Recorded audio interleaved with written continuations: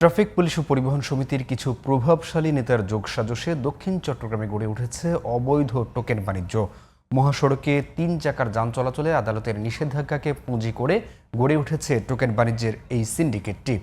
মহাসড়কে যান চলাচলে পুলিশি মামলা এড়ানোর টোকেন দিয়ে প্রতি মাসে হাতিয়ে নিচ্ছে কয়েক কোটি টাকা। অন্যদিকে টোকেন বাণিজ্যের চাঁদাবাজিতে দিশেহারা সিএনজি অটোরিকশা চালকরা।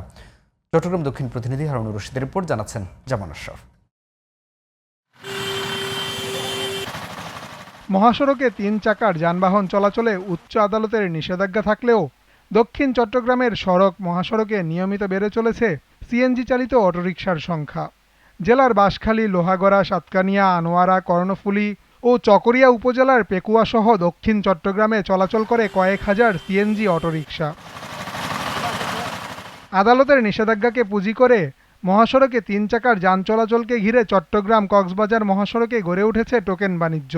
প্রভাবশালী পরিবহন নেতা ও ট্রাফিক পুলিশের যোগসাজশে টোকেন বাণিজ্য গড়ে উঠেছে বলে অভিযোগ স্থানীয়দের। মনে করছি 5 আগস্টের পরে দেশে সুশাসন প্রতিষ্ঠিত হবে, পুলিশের চাঁদাবাজি, পুলিশের হয়রানিগুলো বন্ধ হবে। এখন দেখতেছি ওগুলো আরো ডবল হয়ে গেছে। এই 7 জন ট্রাফিকের সাথে মিলে জড়িত হয়ে কয়েকজন মানুষ আবার কর্ণফুলী এলাকা আবার টোকেন বের করতেছে। 1 মাসের টোকেন নিতে প্রতিটি সিএনজি চালককে গুনতে হচ্ছে 500 থেকে 900 টাকা পর্যন্ত। টোকেন না থাকলে মামলা দেয় ট্রাফিক পুলিশ বলে দাবি ভুক্তভোগীদের।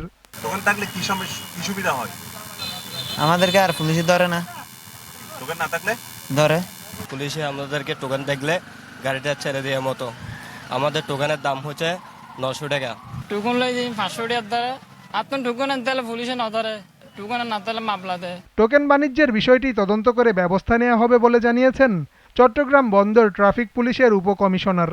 এখন পর্যন্ত আমার এই কর্মকালীন সময়ে কোনো অভিযোগ আমি পাইনি। তথ্য প্রমাণ সহকারে যদি কারো বিরুদ্ধে যদি কোনো অভিযোগ আমাদের কাছে করে, সেক্ষেত্রে আমাদের বিধি মোতাবেক প্রয়োজনীয় ব্যবস্থা নেওয়া হবে।